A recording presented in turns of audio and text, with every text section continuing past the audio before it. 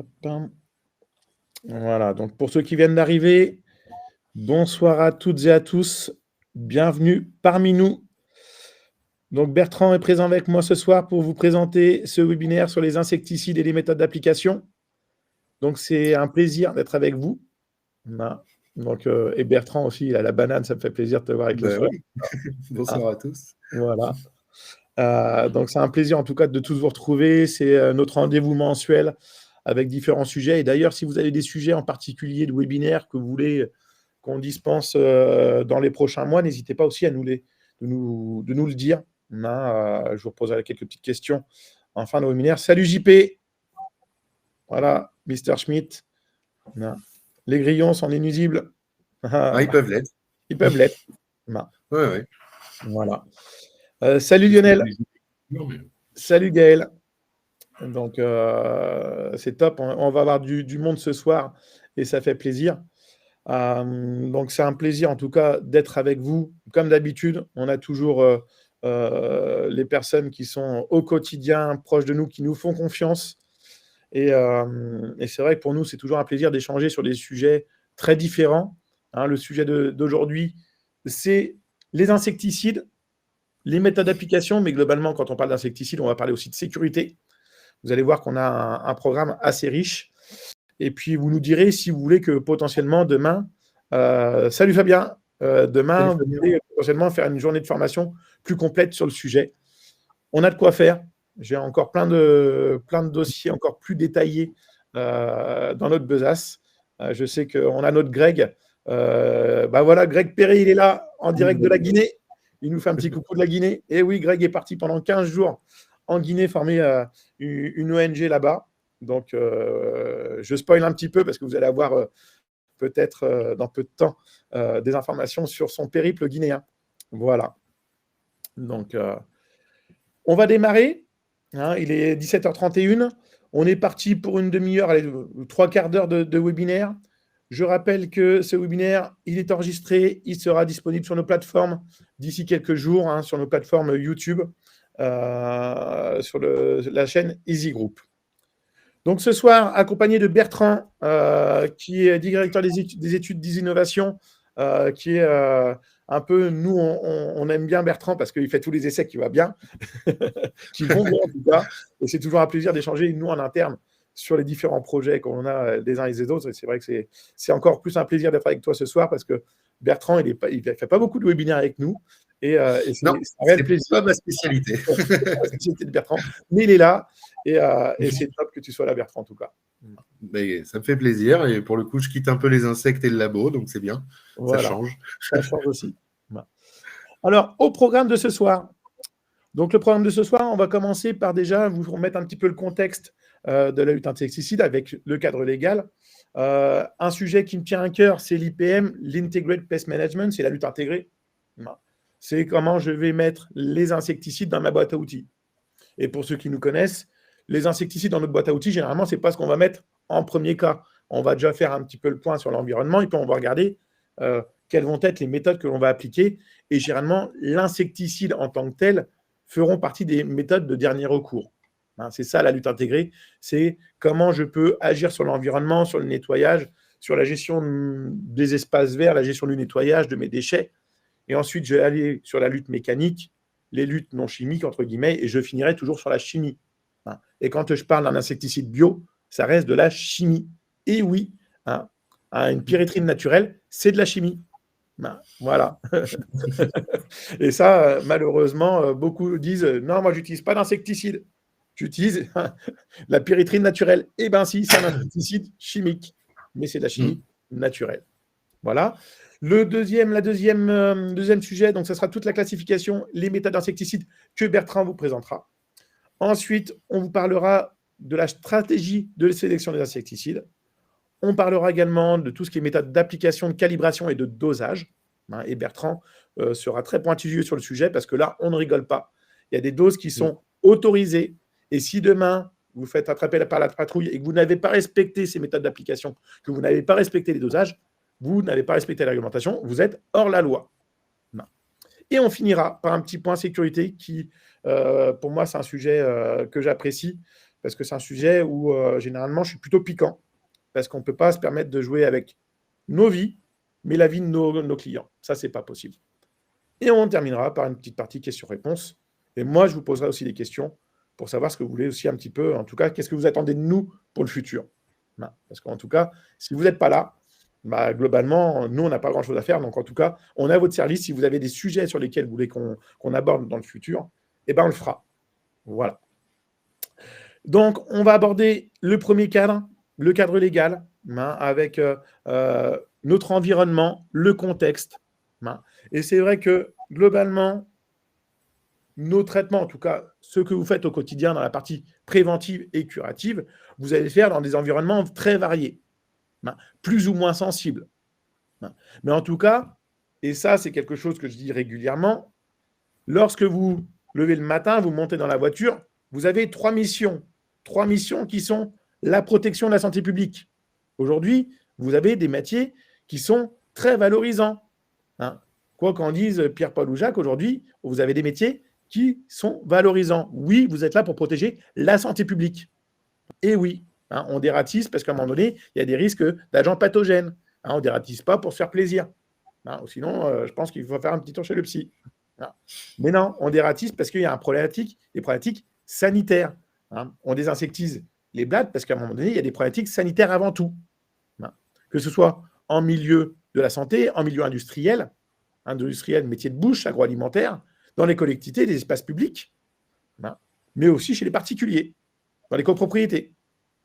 Donc, on a un environnement vraiment qui est important et notre première mission, c'est la protection de la santé publique.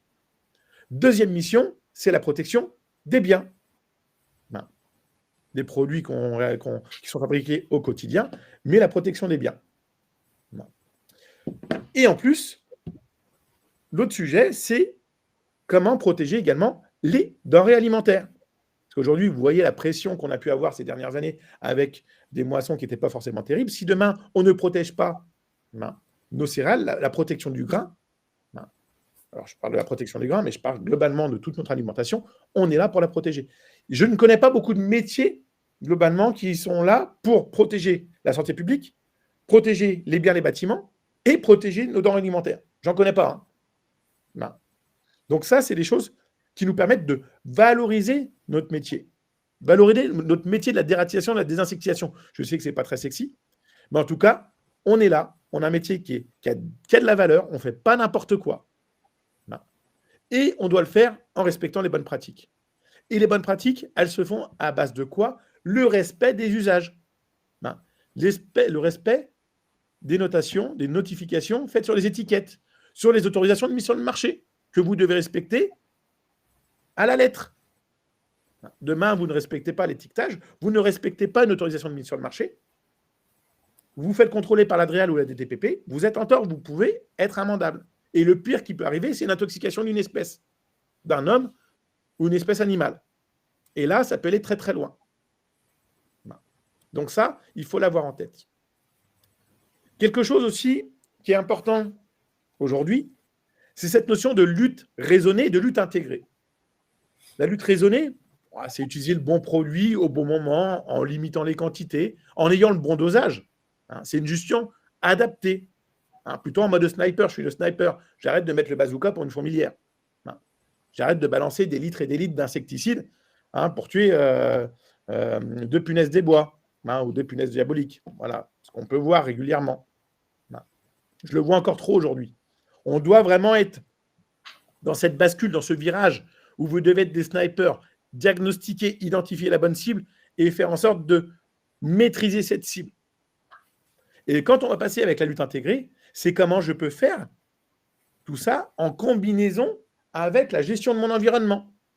Comment je gère le nettoyage, comment je gère mes espaces verts, comment je gère mes collectes de déchets. Je ressors, là, je suis tout frais, je sors du Salon des maires pendant 3 jours. Je n'ai pas eu aujourd'hui une seule collectivité qui ne m'a pas dit avoir une problématique avec la collecte des biodéchets. Ils ont tous une problématique de biodéchets aujourd'hui et la collecte des biodéchets. Tous. Donc aujourd'hui, tout ça, ça fait partie de cette lutte intégrée. On a une boîte à outils avec des produits raticides, des insecticides, mais vous devez aussi prendre en considération tout l'environnement. Et ça, aujourd'hui, c'est ce qui fait encore plus la valeur de notre métier. Et bien sûr, tout ça, vous devez le rentrer dans un cadre réglementaire d'usage de produits, où vous devez respecter les AMM. Malheureusement, aujourd'hui, surtout sur la partie insecticide, alors sur la partie raticide, on est plutôt tranquille. Globalement, tous les raticides aujourd'hui ont une autorisation de mise sur le marché que vous devez respecter. Sur l'insecticide, sur les insecticides en tout cas, ce qui aurait dû être validé en 2024, aujourd'hui, l'écart au niveau de l'Europe a pratiquement 4-5 ans de retard sur l'évaluation des molécules. Ce qui amène à avoir pas mal de produits en phase transitoire. Moi, personnellement, les produits en phase transitoire, c'est quand même des dossiers qui sont quand même moins complets qu'un dossier en AMM. Et ça, je pense que Bertrand, lui, il les côtoie au quotidien dans sa partie d'études au quotidien, des études en labo et le terrain. Donc ça, c'est une première chose. Si demain, vous avez des choix à faire, favorisez les produits avec AMM, plutôt que les produits en phase transitoire. C'est clair, ce sont des produits qui sont évalués, en tout cas, une évaluation complète. Ensuite, quand on utilise des produits biocides, des insecticides, vous devez avoir ce certibiocide. Aujourd'hui, même s'il y a des personnes qui sont dérogataires, et je peux vous dire qu'on a de plus en plus de personnes qui sont dérogataires, donc dans les métiers de bouche ou agricole, qui passent le certibiocide parce qu'ils s'aperçoivent que c'est un point d'entrée qui leur permet déjà de pouvoir mieux traiter et de traiter en toute sécurité. Et je pense que depuis 8 ans où EasyPest, en tout cas, est né, on a fait en sorte d'amener un peu plus de valeur sur ce certibiocide. Et c'est aussi notre combat qu'on fait au quotidien pour que cette notion de certibiocide reste une porte d'entrée, certes, mais que ce soit une porte d'entrée de façon qualitative. Et malheureusement, ce n'est pas forcément toujours ce qu'on voit. Aujourd'hui, pour être clair avec vous, l'arrêté d'habilitation des organismes de formation, c'est très light. Je suis même tombé sur des centres mal intentionnés avec les CV de mes formateurs. C'est quand même dommage. Et pour garantir tout ça, garantir la conformité d'usage de produits, je rappelle, faites en sorte d'utiliser un maximum des produits avec des autorisations de mise sur le marché. Car ce sont les seuls qui ont une évaluation complète de l'Europe et des pays membres par ANSES. Ça, c'est important. C'est important. Je vais maintenant laisser la main à Bertrand qui va vous parler d'un dossier qui est quand même très important, la classification et les modes d'action des insecticides. Et oui, on va rentrer dans la chimie, parce que mine de rien, les insecticides, c'est un petit peu ça qui peut être rébarbatif, c'est de parler de chimie, de différentes molécules, de différentes familles.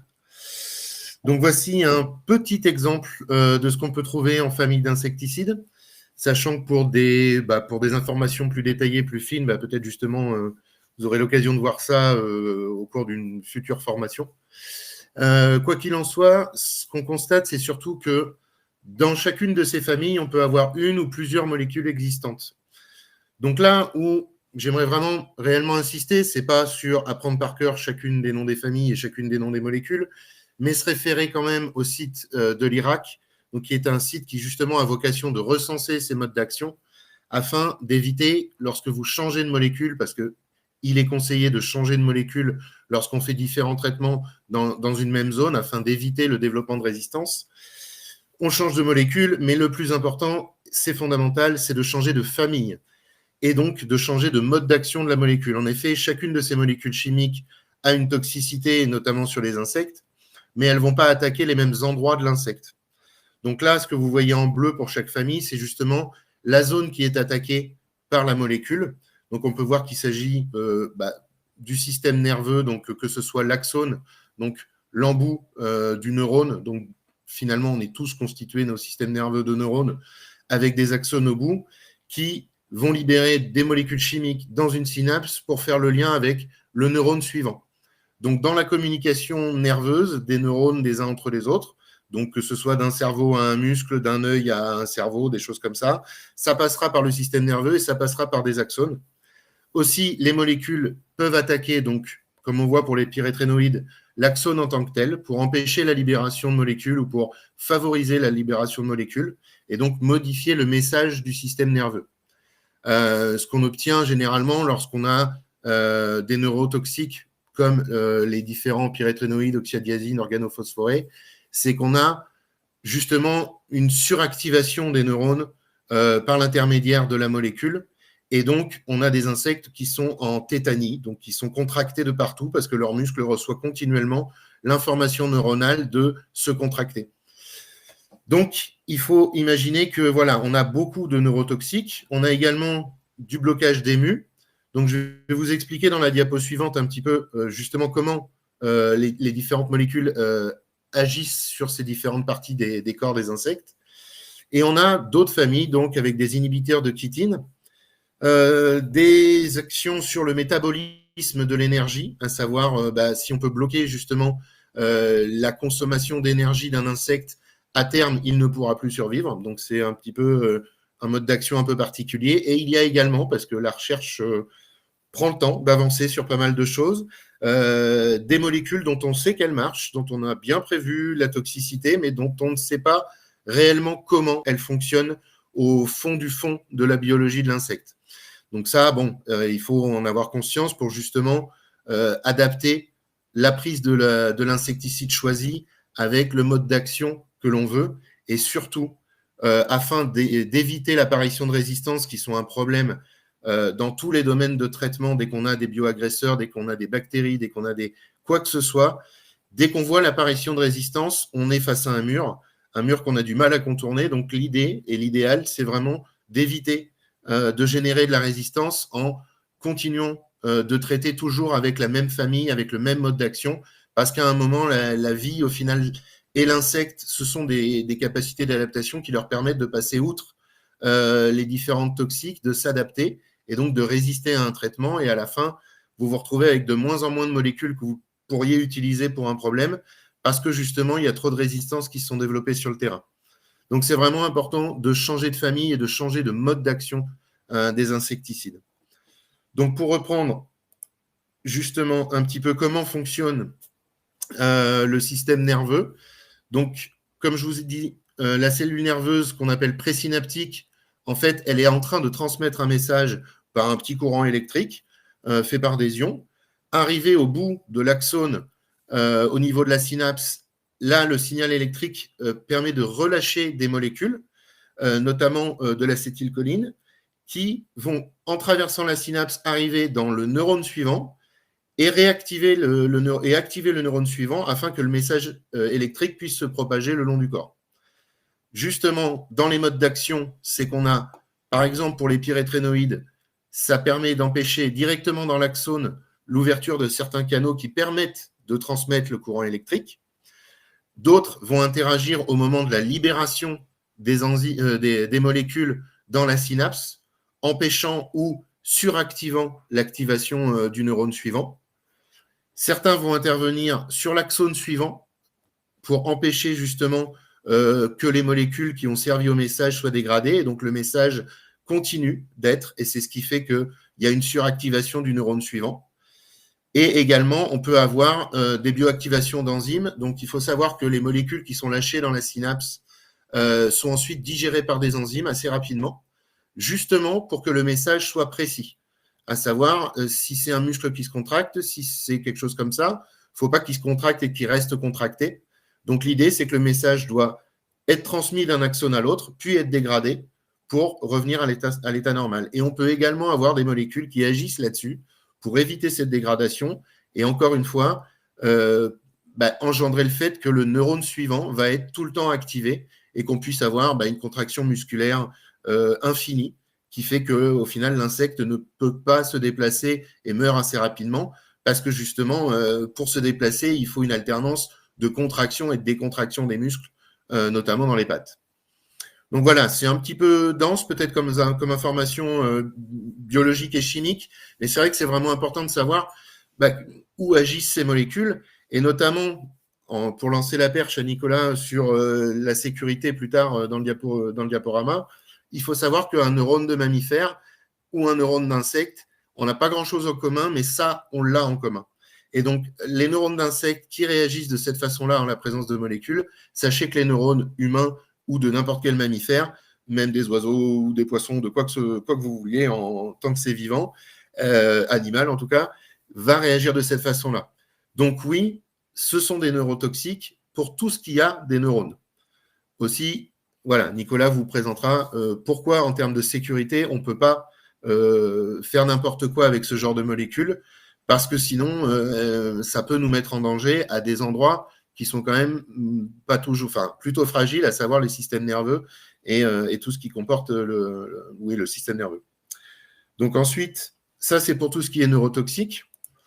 Vis-à-vis des insectes, eux, ils ont un phénomène qui, là, pour le coup, n'est pas chez les mammifères, ça ne nous arrive pas, mais les insectes vont muer.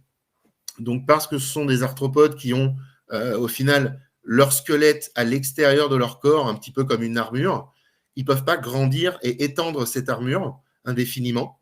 Donc, ils vont passer par différentes mues. Donc, toute leur vie larvaire, là, on a l'exemple d'un papillon, mais ça peut être la même chose pour la plupart des insectes.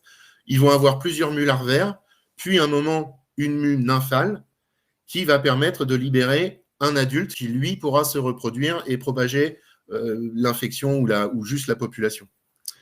Donc, à chaque fois qu'il y a des mues, comme on peut le voir, là, on voit deux ovales qui montrent les corps alates, donc qui sont un organe du cerveau de l'insecte, et la glande ecdysiale, qui est située dans le thorax, où justement, ces glandes vont libérer des hormones à des timings précis pour que l'insecte puisse faire sa mue, enlever son ancienne peau et donc pouvoir grandir et avoir une peau suivante.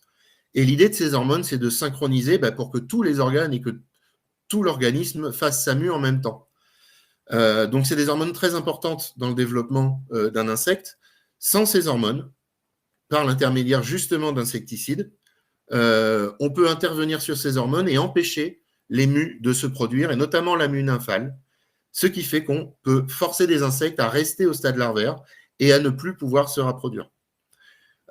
S'ils n'atteignent pas l'âge adulte, ils ne pourront pas se reproduire. Et donc, de cette façon-là, alors déjà, il faut savoir qu'un insecte dont vous empêchez la mue larvaire, au bout d'un moment, va mourir, parce que voilà, il continue de grandir, mais il y a un truc qui ne va pas dans son corps, et il ne se sent pas bien, on va dire. Mais quoi qu'il en soit, c'est surtout que vous baissez la population en agissant sur la reproduction de ce phénomène. Donc, c'est un autre mode d'action qui est vraiment très différent du premier. Donc, les interruptions de mues larvaires peuvent être un bon changement de cible et de mode d'action pour un insecticide vis-à-vis des neurotoxiques. Notamment parce que la toxicité de ces molécules-là pour l'humain est nettement plus faible. Et donc, dans des zones qui sont peut-être plus délicates, ça peut être une bonne... Enfin, plus délicate parce qu'un peu trop fréquentée d'animaux ou d'humains, ça peut être une bonne utilisation de prendre cet insecticide-là.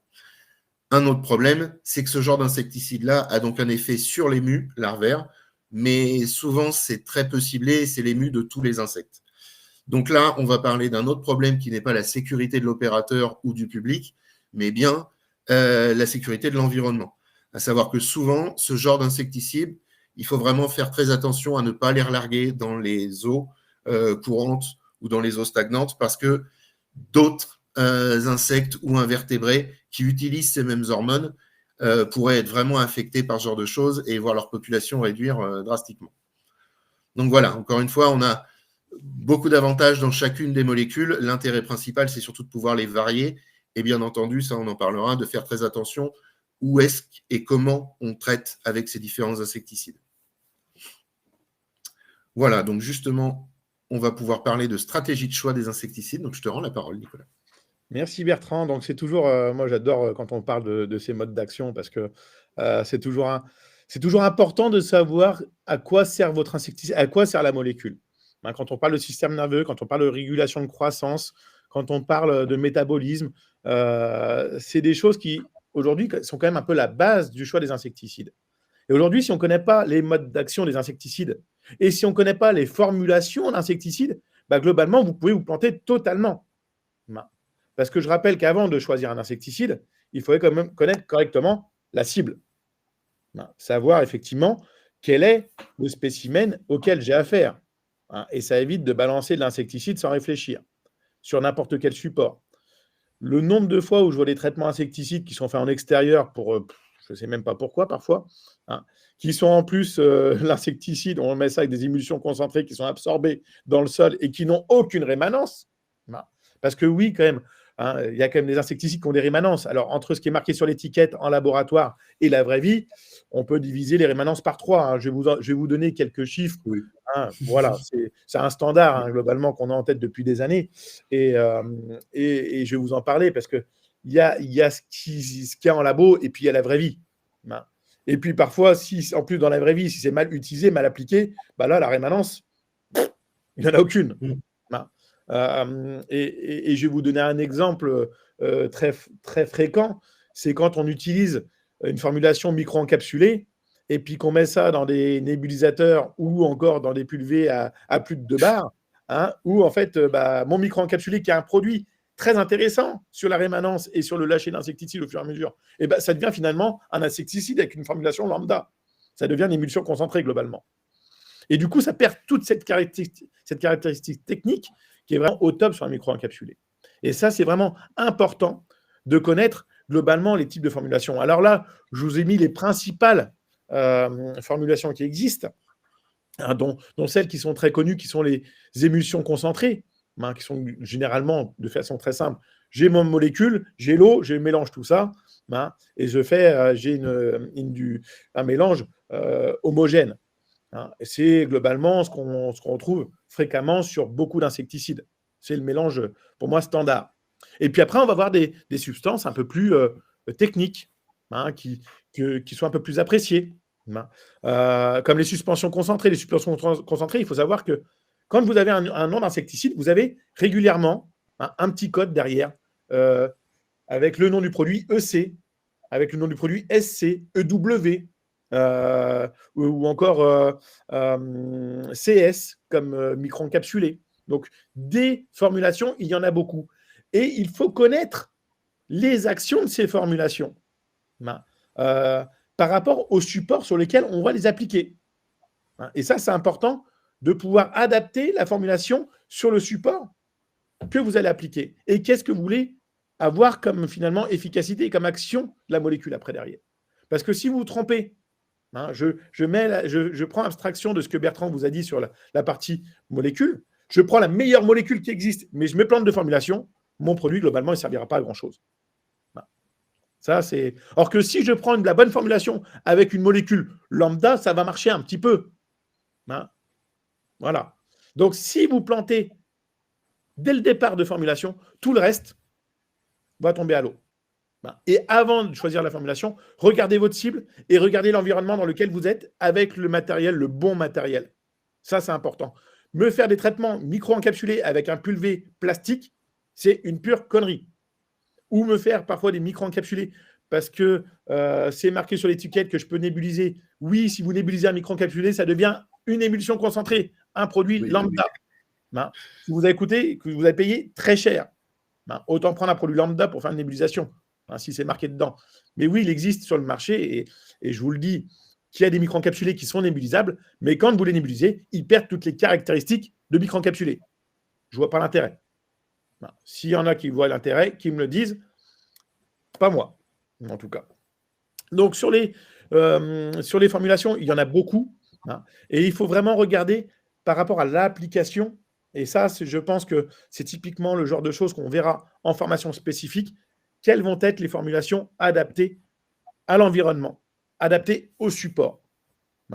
Et en gros, vous avez 3 grands supports qu'on a au quotidien. Hein. Un support lisse, qui est potentiellement poreux, un support sale et un support poreux. Et en fonction de ces types de supports, vous n'allez pas appliquer la même formulation. Alors, un petit tableau très rapide sur la rémanence qu'on peut avoir entre la partie théorique labo et ce qu'il y a aujourd'hui sur le terrain. Et effectivement, tout ce qui est poudre, poudre mouillable, poudre sèche font partie des produits qui vont avoir le plus de rémanence. Oui, les micro-encapsulés aussi. Et puis on voit que globalement, l'émulsion concentrée, la classique, la rémanence, alors parfois c'est marqué 12 semaines, on est plus près des 3 semaines grand max plus qu'autre chose. Donc, ne vendez pas un produit, je fais faire mon traitement avec une émulsion concentrée, et que pendant 3 mois, je suis tranquille. Non. Restons aujourd'hui très terre à terre. Parce que, et là encore, je peux vous dire que c'est la plage haute que je vous ai mis. C'est vraiment la plage haute. Si vous me faites un traitement avec une émulsion concentrée en plein cagnard à 50 degrés en été sur du bardage parce que vous avez des frelons, c'est une connerie, je vous dis. Hein. Et puis d'un seul coup, vous appliquez, ça fait pshhh. Quand on applique sur une surface chaude, bah, vous savez que votre traitement, il ne sert à rien du tout. Donc, choisissez la bonne formulation par rapport à l'insecticide que vous allez mettre. Donc, bien choisir sa formulation, sa molécule, par rapport à la cible et par rapport à l'environnement que vous allez pulvériser. Ça, c'est la base de notre métier quand je choisis un insecticide. Ma cible, mon environnement, je choisis ma formulation et je vais choisir ma molécule par la suite. Très rapidement aussi, justement, pour choisir sa formulation, là, vous avez un petit tableau qui est vraiment bien foutu. Hein, c'est-à-dire quelle va être la capacité d'absorption. C'est-à-dire que moins le produit va être absorbé, plus il va être disponible. Parce que je vous rappelle que les insecticides que l'on utilise agissent essentiellement par contact. Hein. Ce n'est pas en respirant. Hein. Le seul insecticide qui fonctionne en respirant, c'est du gaz. C'est ce qu'on appelle un fumigant. Hein, vous savez ce que tout le monde dit, fumigation. La fumigation, dans le jargon français, hein, c'est du gazage. Hein, quand on met un double fogger, c'est un traitement fumigène. Hein, voilà, la fumigation, dans le jargon, quand on parle d'agrément fumigation, c'est du gaz, c'est du pH 3, hein, ou c'est du profume, du blue fume. Voilà. Donc ça, c'est important hein, en termes de vocabulaire, parce que je vois trop le terme fumigation utilisé pour les traitements fumigènes. Donc, sur le petit tableau, vous voyez bien que globalement, hein, les poudres mouillables sont les produits les moins, qui vont être le moins absorbés et qui vont être du coup beaucoup plus disponibles dans le temps. Et vous voyez que l'émulsion concentrée, c'est celui qui va être beaucoup plus absorbé, donc avec finalement une disponibilité sur le terrain beaucoup moins importante. Donc ça, c'est important d'avoir ça en tête, ce qui vous permet, vous, d'avoir le choix de votre formulation en fonction d'un support plus ou moins poreux, d'un support plus ou moins sale. Et ça, c'est important d'avoir ça en tête.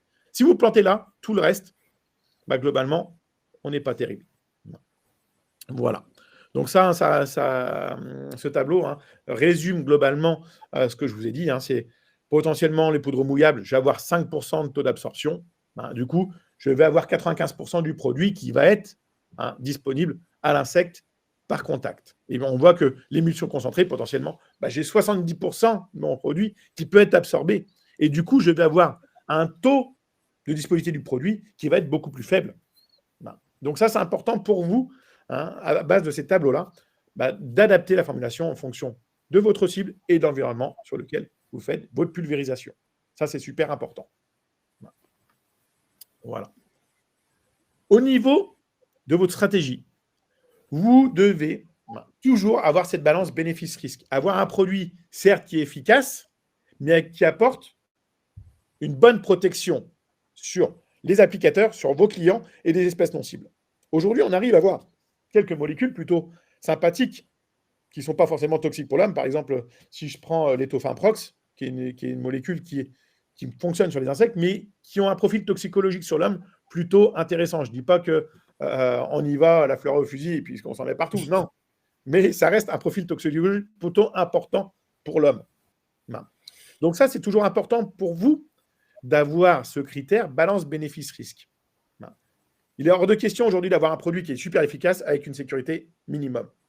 Donc, je suis prêt à descendre un petit peu mon efficacité pour gagner grandement en efficacité. Ça, c'est la réflexion que vous devez avoir. Donc, vous devez regarder tout ça en regardant les fiches de données de sécurité, la partie DL50, la partie aussi CL50 qui va être la biodégradation du produit dans le temps. Pour avoir choisi, avoir été en tout cas avec Olivier pendant des années sur le référencement de produits, je peux vous dire que quand je choisissais un produit, et j'avais ma grille de choix, je lisais les fiches de sécurité, les avais même de A à Z avant de faire le choix, ce qui me permettait d'avoir le bon usage. Donc ça, aujourd'hui, ne mettez pas la sécurité en second plan. La sécurité doit être l'étape majeure d'un choix d'insecticide. Et ensuite, c'est l'efficacité qui va être prépondérante. Mais la sécurité, aujourd'hui, vous n'avez pas le droit de mettre ça de côté. Ça, c'est clair. Regardez aussi, quand vous faites le choix des produits, quelles vont être ces méthodes de stockage. Parce qu'aujourd'hui, beaucoup de produits sont sensibles aux UV, sont sensibles au delta de température. Donc ça, en fonction des environnements où vous bossez, si vous avez des gros delta de température, regardez bien la formulation et la molécule que vous allez prendre, parce qu'il y a des molécules qui sont quand même très sensibles au froid et très sensibles aux UV.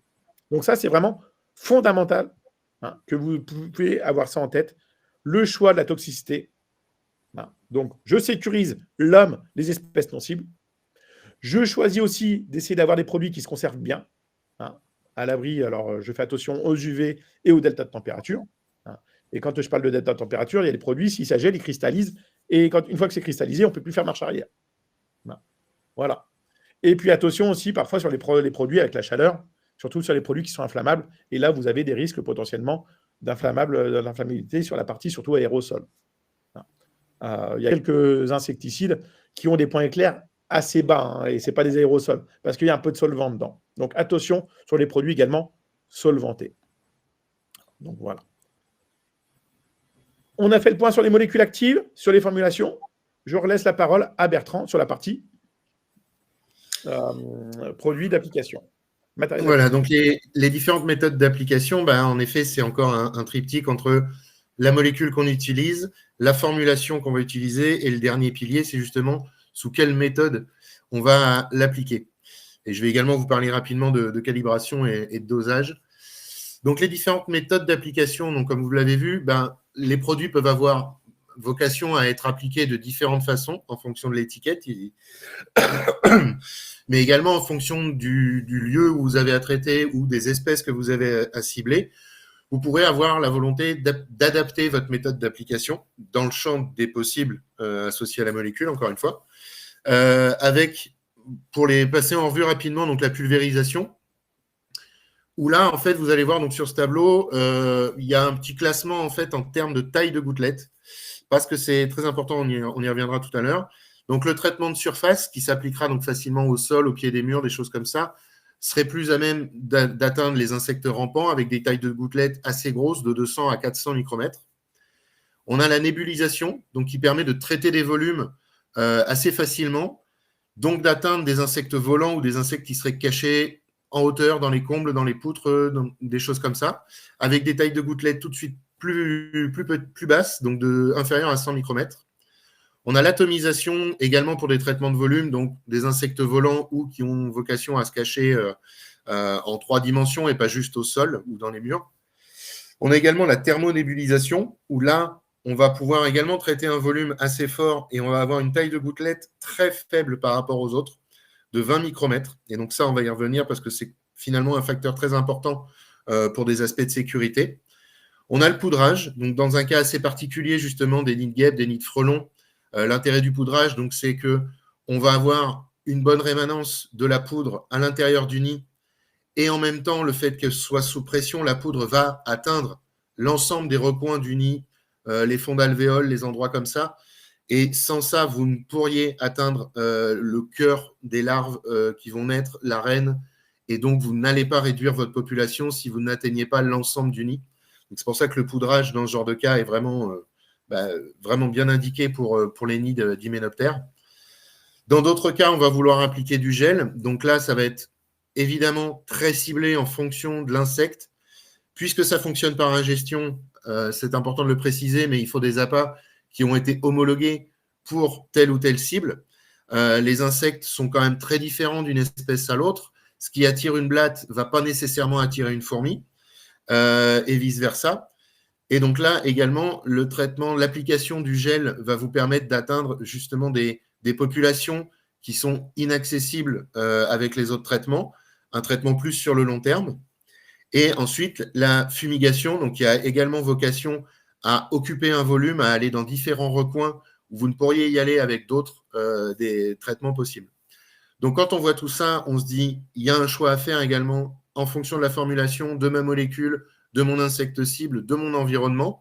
Et il y a surtout peut-être plusieurs choix à faire. En effet, on arrive avec une boîte à outils, on a peut-être un traitement choc à effectuer d'une certaine façon avec un traitement de surface d'une molécule qui a peut-être une faible rémanence mais une très forte efficacité de surface, et derrière basculer avec par exemple un traitement, une application de gel, afin d'être sûr que les 10%, 5%, parce que vous êtes tous exceptionnels, il reste, on va dire, que 5% de ces insectes-là mais on est encore au-dessus d'un seuil de nuisibilité qui n'est pas tolérable. Donc, il faut continuer avec un traitement qui va être une application de gel ou un poudrage qui va être un petit peu plus sur la longue durée, afin d'être sûr que les derniers insectes qui n'ont pas subi le premier traitement puissent quand même s'intoxiquer par la suite. Donc là, au final, la boîte à outils est assez pleine en fonction des différentes catégories de traitement qu'on pourrait faire. Il faut quand même se dire que certains environnements vont imposer un niveau de traitement. En effet, des grands entrepôts, des zones de stockage avec un volume énorme à traiter vont forcément, on va tous être tentés d'utiliser des fumigations ou de la thermonébulisation pour être sûr de remplir vraiment tous les recoins de l'espace. Mais quoi qu'il arrive, n'oubliez pas que voilà, il y a quand même un grand panel d'applications possibles à adapter en fonction de l'insecte cible, de l'environnement dans lequel vous opérez et des formulations des produits que vous avez utilisés, car certains, en effet, si vous mettez un produit qui ne supporte pas les hausses de température dans une thermonébulisation, il y a déjà une partie de la matière active qui va se dégrader avant même d'être appliquée et de toucher l'insecte. Donc, c'est une réflexion assez importante à faire, évidemment en fonction du matériel que vous avez, mais qui ne doit jamais être prise à la légère. Et notamment un autre aspect qui rentre aussi dans l'aspect de la sécurité, c'est que justement la taille des gouttelettes, comme on l'a vu, donc qui va de 400 micromètres à moins de 20 micromètres, on va dire, pour la thermonébulisation, il y a un effet physique assez simple, c'est-à-dire que l'intérêt d'avoir des gouttelettes très fines, c'est qu'elles vont rester en suspension dans l'air bien plus longtemps et donc vont pouvoir bien plus facilement atteindre des insectes volants ou des insectes dans des recoins qui seraient cachés un petit peu dans le volume du bâtiment. Le revers de la médaille, c'est que si les molécules actives restent plus longtemps dans l'air, ça veut dire que l'exposition pour l'opérateur ou pour les clients avant la réentrée va être plus importante. Aussi, d'une manière générale, le délai de réentrée est inversement proportionnel à la taille des gouttelettes. Et justement, l'idée, c'est que lorsqu'on a affaire à des gouttelettes que l'on sait très très fines et qui donc peuvent rester en suspension longtemps dans l'air du volume opéré, l'idée, c'est de pratiquer une ventilation vraiment plus importante après l'opération de thermonébulisation. Là où la pulvérisation, vous mouillez une surface, les gouttelettes sont assez faibles. Certes, il y en a qui vont être un peu en suspension dans l'air, mais finalement très peu. Et là, la ventilation est moins importante que pour une thermonébulisation. Et encore plus si on fait une fumigation et où là, il s'agit de gaz. Donc là, c'est des gaz, ça veut dire qu'ils ne vont pas nécessairement avoir la masse nécessaire pour retomber au sol. Et donc, il faudra vraiment une ventilation longue avec une vraie garantie de ventilation pour être sûr que vous vous réexposez pas quand vous réentrez dans la salle après le traitement. Ensuite, donc justement, pour tout ce qui est dosage et calibration, donc il y a deux choses. Évidemment, la meilleure dose, c'est la dose affichée sur l'étiquette.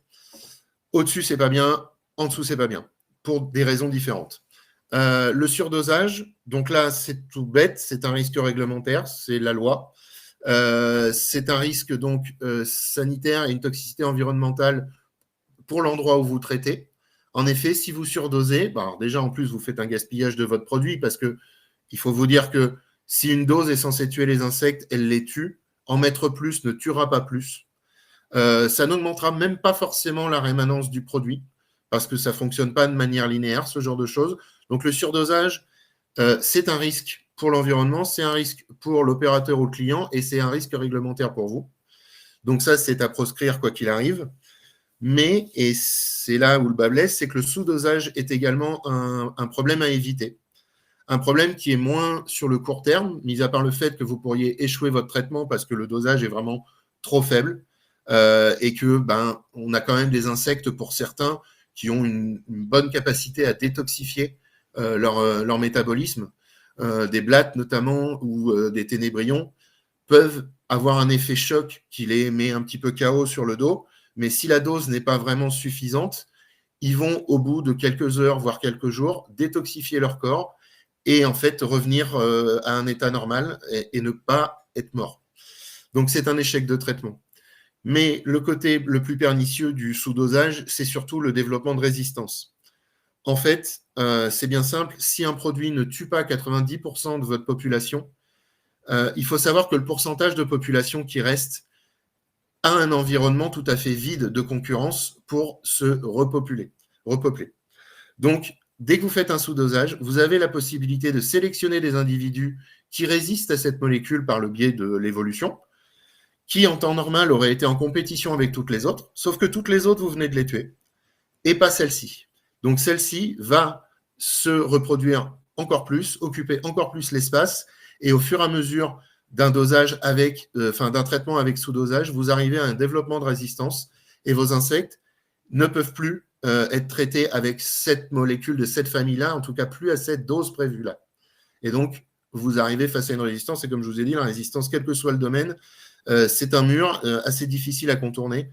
Le seul moyen, c'est justement de changer radicalement de famille, de mode d'action, voire même de type de traitement, et d'arriver à des choses complètement différentes, et même la chimie peut être dans une impasse s'il y a trop de résistance. Donc, c'est vraiment très important d'avoir la dose idéale, sachant que sur le terrain, c'est jamais simple. En effet, moi, je le fais toujours au laboratoire, donc c'est parfait, j'ai mes balances de précision.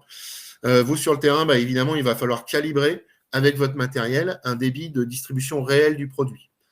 Donc, il y a plein on va dire, de caractéristiques de l'environnement qui peuvent influencer sur votre matériel, sur le liquide que vous allez pulvériser, de sorte que la dose que vous mettiez il y a une semaine, quand il faisait beau, en pulvérisant pendant 10 minutes tel volume, au final, 2 semaines après, vous pulvérisez le même temps, la même vitesse selon vous, et en fait, on n'a plus exactement le même volume parce que la température a changé, le produit a peut-être changé, l'appareil a peut-être évolué aussi dans le temps. Donc, ça vaut le coup de recalibrer à chaque début de chantier, finalement. Donc, l'idée de la calibration, c'est de faire une mesure pour garantir que le volume que vous appliquez correspond exactement à la dose, qui est souvent une dose à appliquer en fonction d'une surface ou dans le cas des pulvérisations en volume, dans un volume. Donc, l'idée, c'est d'optimiser justement l'efficacité de la pulvérisation et d'avoir le maximum de potentiel du produit, qui, comme disait Nicolas, a été testé et a été validé en laboratoire. Donc, on sait que cette dose-là, si elle touche l'insecte, elle tuera. Il faut donc que vous appliquiez cette dose-là, ni plus ni moins. Avec, par exemple, dans le cadre d'une pulvérisation simple d'un liquide, pour calibrer sur le terrain, avant un chantier, justement, la dose à appliquer, il faut d'abord déterminer votre vitesse d'application. Donc, vous délimitez une zone connue de 10 mètres carrés, par exemple. Vous essayez de vous mesurer le temps qu'il vous faut avec votre pulvérisation en usage normal pour recouvrir cette surface. Puis, durant ce même temps, en fait, que vous venez de mesurer, vous regardez en pulvérisant de l'eau claire dans un volume, dans une bouteille d'eau que vous auriez graduée auparavant. Ça se prépare facilement, mais vous voyez justement le volume que vous venez de pulvériser dans ce temps-là. Et l'idée, c'est d'ajuster entre le volume qu'il faut appliquer et celui que vous avez appliqué. Si vous en mettez trop ou si vous en mettez pas assez, alors votre vitesse d'application doit s'adapter. Vous devez aller plus vite ou moins vite. Donc là, il y a un exemple un petit peu qui permet aussi, vous pouvez ajuster la pression, changer la buse, mais vous pouvez également juste modifier la vitesse d'application dans l'appartement, par exemple, pour ajuster la dose que vous mettez afin d'être sûr que lorsque vous avez fini votre réservoir, vous avez couvert l'ensemble de la dose et qu'on se retrouve bien avec le volume voulu sur la dose prévue. Donc voilà, et un petit point essentiel quand même à rappeler, c'est que même pour un pistolet de pulvérisation ou des équipements manuels, la calibration reste possible. Et elle est obligatoire, histoire de ne pas vous mettre hors des règles, de ne pas vous mettre en danger et de ne pas risquer un échec de traitement suite à une erreur de dosage, finalement. Et également de préserver votre sécurité, ce qui me permet de te relaisser la parole, Nicolas. Et pour rebondir par rapport à ce que vous a dit Bertrand aussi, dans l'aspect calibrage, vous avez aussi une grosse notion de pression de votre pulvé. Et la pression de pulvé, c'est quelque chose qui est importante parce qu'aujourd'hui, il arrive sur le marché des pulvés électriques. Je pense qu'autour de vous, vous avez tous des pulvés électriques. Ou notre pulvé classique, on arrive à 3 bars, pas de souci, ça c'est du classique. Mais les pulvés électriques peuvent monter à 7 bars. Donc en termes de débit aussi, ça peut aller beaucoup plus vite. Donc, bien adapter aussi votre vitesse d'avance en fonction de la typologie du matériel, parce que vous n'allez pas avancer de la même manière avec un pulvé manuel qu'avec un pulvé électrique. Et si vous prenez la même vitesse d'avance avec vos pulvés électriques, globalement, sur un environnement, on va dire sur les 100 mètres carrés qu'on doit faire avec 5 litres, parce que ça, c'est à peu près le standard, globalement, là, vous allez potentiellement mettre 2 fois trop de produits parce que votre débit va être 2 fois plus important. Donc, il est important de bien faire attention à votre calibrage, à votre pression aussi de liquide, parce que potentiellement, c'est ce qui va faire que vous allez utiliser plus ou moins de produits par rapport à votre surface. Donc ça, c'est quand même très important. Je reviens sur une question qu'il y a eu sur le chat où il y a une confusion sur la partie entre une thermonébulisation et une fumigation. Alors, la thermonébulisation, ce n'est ni plus ni moins qu'un insecticide qui va être brûlé. Hein, c'est de la fumée sèche, hein, enfin, c'est des particules où ça va monter dans un volume, ça va prendre tout le volume, ça va redescendre. J'en ai fait pendant des années sur les traitements de gros entrepôts, avec jusqu'où des délais de rentrée de 48 heures, et ça agit par contact, la thermonébulisation. Donc, c'est vrai que déjà, moi, quand j'ai vu encore des photos dernièrement où je vois des thermonébulisations d'insecticides pour les traitements moustiques, à savoir que le produit autorisé par l'OMS, c'est l'aquacaotrine, et la thermonébulisation est totalement interdite en extérieur. Donc, moi, quand je vois des photos de thermonébulisation avec de l'insecticide en extérieur, c'est souvent avec des produits sans AMM, donc qui n'ont pas été évalués. Donc, posez-vous les bonnes questions. C'est pas que je suis un ayatollah de la sécurité, mais je suis quelqu'un de très terre à terre. Quand il y a un produit qui a une AMM, on respecte l'AMM. Quand je vois de la thermo en extérieur, même pour le moustique, pour moi, ça pose problème. Le moustique, aujourd'hui, en extérieur, ce n'est pas une thermo. C'est de l'atomisation. Parce que les particules sont plus fines et il y a des produits qui sont autorisés, qui ont l'homologation de mise sur le marché pour ça. Quand on est sur les produits en phase transitoire, oui, c'est marqué, allez, traitement extérieur moustique. Ouais. En phase transitoire, qu'est-ce qu'il y a derrière? On ne dit rien. On ne sait pas. On ne sait pas finalement les usages qu'il peut y avoir. Donc, faites attention à tout ça. Et quand on fait du traitement en extérieur, et je parle bien du moustique parce que ça fait depuis plusieurs années que je suis sur le moustique. Hein, alors, l'azamétiphos est efficace sur la punaise, oui, parce que c'est aujourd'hui, ça ne fait pas partie du spectre potentiellement où il y a des cas de résistance. Mais attention, ça n'a pas la même action, l'azamétiphos, qu'une pérétrinoïde de synthèse. Ça peut avoir des actions un peu plus différentes, un peu plus diluées dans le temps. Attention à ça. Mais quid aussi de l'azamétiphos? Qu'est-ce que l'azamétiphos? Est-ce qu'il sera toujours là dans 2 ans? On pourra refaire le même webinaire. Je ne suis pas sûr qu'on ait de l'azamétiphos dans le tableau. Parce que ça fait typiquement partie des produits qui sont... j'attendais. Alors, Driss qui me dit, tu as parlé tout à l'heure, je dis de bêtises, de micro-encapsulés dans un... Voilà. Oui, un micro-encapsulé dans un pulvérisateur plastique, c'est pour moi une hérésie. Pourquoi? Parce que tu dois maîtriser ta pression. Et que si à un moment donné, tu mets plus de 2 bars, ton micro-encapsulé va exploser.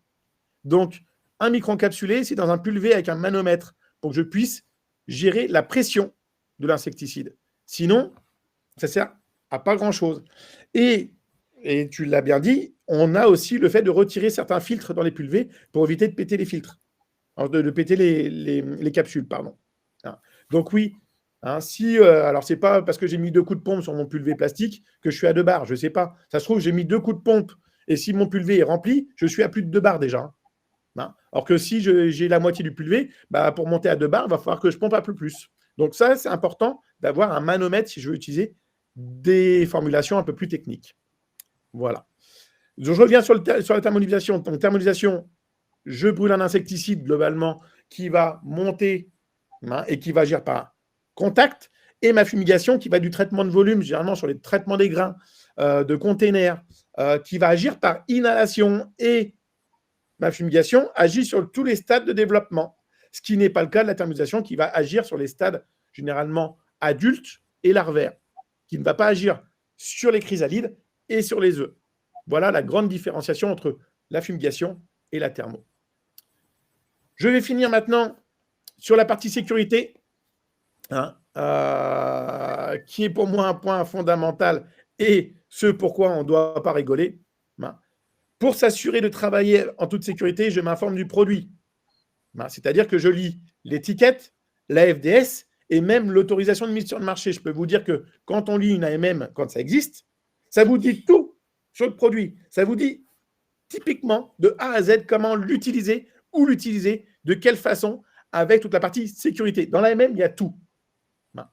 Et ensuite, vous avez la FDS avec le chapitre 8 qui va vous donner tous les points avec quel EPI vous devez avoir. Et pareil, une FDS d'un produit qui a une AMM, elle est super complète. Et une FDS avec un produit sans AMM, en phase transitoire, je peux vous dire qu'elle est quand même relativement light. Non. Donc, si vous voulez utiliser des produits, on va dire, qui ont une totale évaluation avec des documents au top, il n'y a pas mieux que les produits sous AMM. C'est mon point de vue. Maintenant, chacun fait ce qu'il veut. Il y a aussi des produits qui sont en phase transitoire qui sont en vente, pas de souci.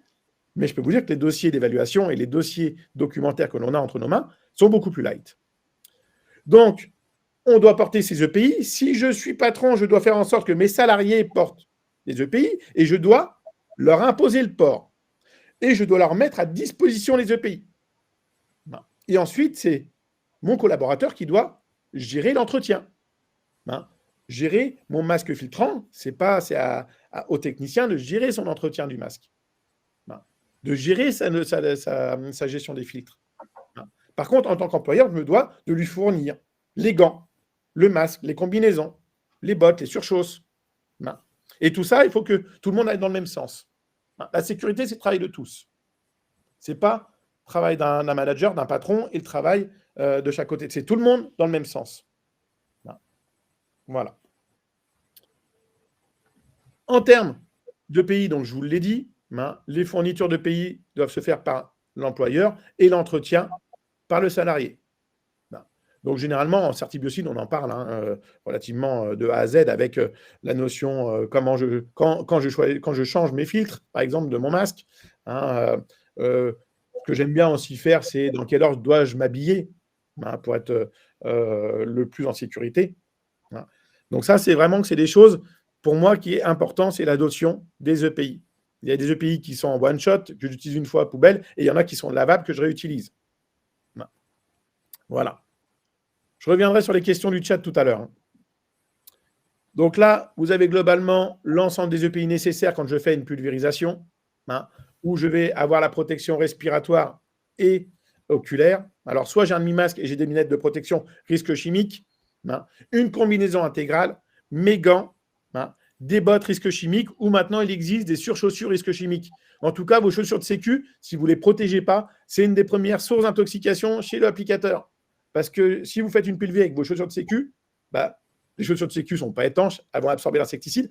Qu'est-ce qu'on ramène à la maison généralement et qu'on retire sans les gants? C'est les chaussures de sécu. Donc attention aux chaussures de sécu. Si vous pouvez avoir des bottes, tant mieux. Sinon, vous mettez des surchausses risque chimique. C'est sur le marché aujourd'hui. Voilà. Ça, c'est important. C'est important. Et pour finir, la réussite du 3D, c'est en 3 points. Vous devez connaître les actions de vos molécules. Vous devez connaître aussi la manipulation, comment je dois l'utiliser avec le bon matériel, le bon calibrage, le bon dosage. Et je dois faire ça en toute sécurité, en ayant les bons certificats et en ayant les bons protocoles de sécurité. Donc, si vous avez ça en tête, si vous mettez en avant le diagnostic, la connaissance de la chimie, la connaissance du dosage, donc de l'usage du produit, et toute la partie sécurité, il n'y a pas de raison à ce que vous ayez des soucis. Mais il faut savoir que cette étape-là, elle passera en dernier recours. Avant, je vais gérer l'environnement, je vais gérer le nettoyage, je vais essayer de mettre des méthodes mécaniques, thermiques, et j'utiliserai la partie chimie en dernier recours. La lutte intégrée, elle est là. Et aujourd'hui, si vous n'avez pas ça en tête, demain, quand on va voir la réduction des insecticides, parce qu'on l'a eu le cas il y a 10 ans maintenant avec les rodenticides, aujourd'hui, ça va commencer avec les insecticides. Vous avez pu voir certaines grandes molécules, blattes, termites ou fourmis qui ont disparu ces derniers temps. C'est le début. C'est le début. Et puis après, une fois qu'on aura fait les insecticides, ça sera le même topo pour les désinfectants. Voilà. Alors Thibaut qui me dit, mais manque ici la connaissance de la cible. Oui, aujourd'hui, la base, c'est la cible. Si je me plante de cible, je suis mort. Voilà, ça, c'est la base. C'est la base. Alors, quel pulvé avec des manos? Alors, oui, j'ai vu qu'il y avait... Si vous voulez faire des traitements avec des produits, d'ailleurs, aujourd'hui, un pulvé manomètre et un pulvé plastique, c'est... Alors oui, le delta, c'est x3. Mais moi, j'ai mon pulvé inox depuis... je ne donne pas la marque, mais ça fait 20 ans que je l'ai. Alors oui, j'en fais un petit peu moins maintenant. Mais ça fait quand même 20 ans que j'ai mon pulvé et qui marche toujours. Je change mes joints chaque année, je l'entretiens correctement et j'ai un bon pulvé. Et d'ailleurs, moi, le petit conseil que je pourrais vous donner, c'est que maintenant, j'aurai ma boîte. Aujourd'hui, je ne mettrai pas des pulvés de 5 litres, je mettrai peut-être des pulvés de 2,5 litres. Voilà. Parce que est-ce qu'on a besoin tout de suite d'avoir des pulvés de 5 litres pour faire les traitements? Peut-être pas. Non. Il existe sur les marchés des pulvés de 2,5 litres, c'est moins lourd et ça permet de pouvoir traiter 50 mètres carrés à peu près. Voilà. Ça, c'est la petite réflexion qu'il faut se donner. Comment choisir son matériel? Et ça pourrait être fait. D'ailleurs, on pourra peut-être faire un webinaire là-dessus dans le futur. Voilà. Alors, quelle est la norme Quelle est la norme pour la visière? La visière, c'est la norme EN 166 ou 168. Voilà. Voilà. Et puis après, il faut bien rincer, effectivement, nettoyer son pulvé, tout ça. Bien faire, choisir le bon dosage, la bonne quantité pour éviter les fonds de cuve aussi. Voilà. Donc ça, c'est important. C'est important. Est-ce que vous avez des petites questions pour finir ce webinaire? En tout cas, je l'espère, a été apprécié. Alors, Driss me dit, est-ce que pulvériser un insecticide en laissant les fenêtres ouvertes, par exemple, avec un courant d'air, peut impacter la qualité de la pulvérisation, éventuellement diminuer l'efficacité de nos produits? Alors, logiquement, Driss, la pulvérisation, tu agis par contact, donc tu dois mettre sur le support.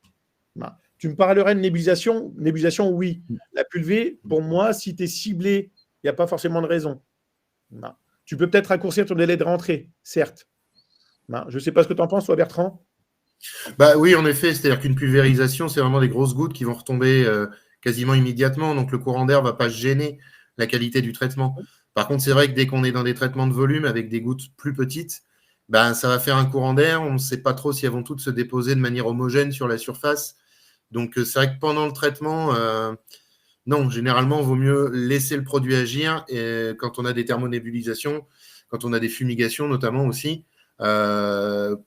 et puis ensuite ventiler pendant une bonne durée, quoi. C'est ça. La durée, c'est sur les que ça fait un traitement plus homogène. Voilà. Alors, je vois 2-3 petits trucs. J'ai Jean-Pierre qui me dit, et surtout ne pas jeter le reste des pulvés dans les égouts. Oui, on ne jette pas le reste des pulvés dans l'égout. Ça, c'est marqué sur les FDS. Ne pas rejeter dans les égouts, dans les eaux pluviales. Voilà, ça, on est d'accord. Voilà. Dernière petite slide pour vous. Pour ceux qui ont suivi les dernières news de chez EasyPest, je vous ai mis le petit code barre sur le bouquin qu'on a sorti à Parasitech et qui fait un carton. En tout cas, le stock diminue grandement. On va devoir certainement en racheter. Ce n'était pas prévu, mais en tout cas, c'est top. Donc, je vous ai mis les codes barres, en tout cas le QR code pour si vous voulez avoir accès au bouquin. Et également, pour certains, donc, vous avez entendu parler de l'annuaire EasyPest. Cet annuaire vous permet d'être référencé sur notre plateforme. Et l'objectif aussi, c'est de mettre en avant les personnes formées auprès des collectivités. Je reviens du Salon des maires. Quand j'ai parlé de l'annuaire, en tout cas au Salon des maires, les gens ils disent oui, parce qu'on a du mal à choisir des prestataires formés. Là, typiquement, j'ai eu beaucoup de demandes sur la table Pinoma et ils me disent mais je ne sais pas choisir un prestataire formé sur la fourmi. J'ai dit, nous, on a un annuaire aujourd'hui où vous allez voir les personnes qui ont la formation fourmi. On parle de cette typologie de fourmi avec des applications bien spécifiques. Voilà. Donc, ça, c'est les QR codes. De toute façon, si vous avez besoin de renseignements, vous nous connaissez. Vous savez où aller chercher les informations. En tout cas, si ça vous intéresse, je laisse encore 2 petites minutes ces QR codes, soit pour l'annuaire, soit pour ce bel ouvrage, en tout cas, où on a mis du cœur. Voilà. Et oui, c'est toute l'équipe. Je peux vous dire que le livre, c'est toute l'équipe EasyPest et des équipes Easy Group aussi qui ont mis du cœur à l'ouvrage cet été. C'était vraiment un très bel exercice. Donc voilà. Donc il y a une 60aine de pages, Eric. Voilà. Donc, et ça, en tout cas, je sais que certains l'ont déjà lu. Et c'est vraiment c'est une petite fierté de l'équipe. Voilà. On s'était dit depuis des années et on a pris le temps de le faire cet été. Voilà. Alors, je n'ai pas vu d'autres questions, si ce n'est oui, c'est un ouvrage collectif pour les professionnels, mais globalement pour toutes les personnes qui s'intéressent, en tout cas au pest management. On a même mis des petites fiches qui peuvent se détacher à la fin avec des fiches espèces. Voilà. Vous auriez le sommaire. Alors, de mémoire, Jérôme, je crois que sur le site, on a même mis le premier. On a mis, je ne sais plus si on n'a pas mis le premier chapitre en ligne sur le site internet. Ben. Donc voilà, mais sinon, Jérôme, rapproche-toi et puis de nous et puis on te fera un petit topo. Voilà, voilà. Ah, j'ai bien compris, Jérôme, le sommaire du livre. Voilà, voilà. Bon, il n'y a plus de questions. C'était cool. En tout cas, moi, j'ai passé un bon webinaire avec vous. Voilà, avec Bertrand, c'était top. On se complète nickel. Donc, ça fait plaisir. Merci à vous, en tout cas, pour votre assiduité. On avait pas mal de monde aujourd'hui et ça fait plaisir. Ça fait plaisir de partager ce type de webinaire avec Bertrand également. Donc, en tout cas, si vous avez des questions, vous savez où nous joindre. Hein, vous avez toujours notre petite mail, notre mail formation@easypest.fr pour toutes les questions qui sont routées après en interne. Donc, ça, n'hésitez pas. Hein, ou allez sur notre site easypest.com. Vous avez plein d'informations. Et ensuite, on va vous préparer encore des belles nouveautés. Hein. On a fait pas mal de choses plutôt sympas pour Parasitech, mais vous savez qu'on ne va pas s'arrêter là. En tout cas, ce n'est pas notre ADN. Et on veut rester toujours à la pointe de notre métier et faire bouger les choses, en tout cas. Et le replay, donc, il sera disponible donc, sur notre chaîne Easy Group sur YouTube prochainement. Voilà, voilà.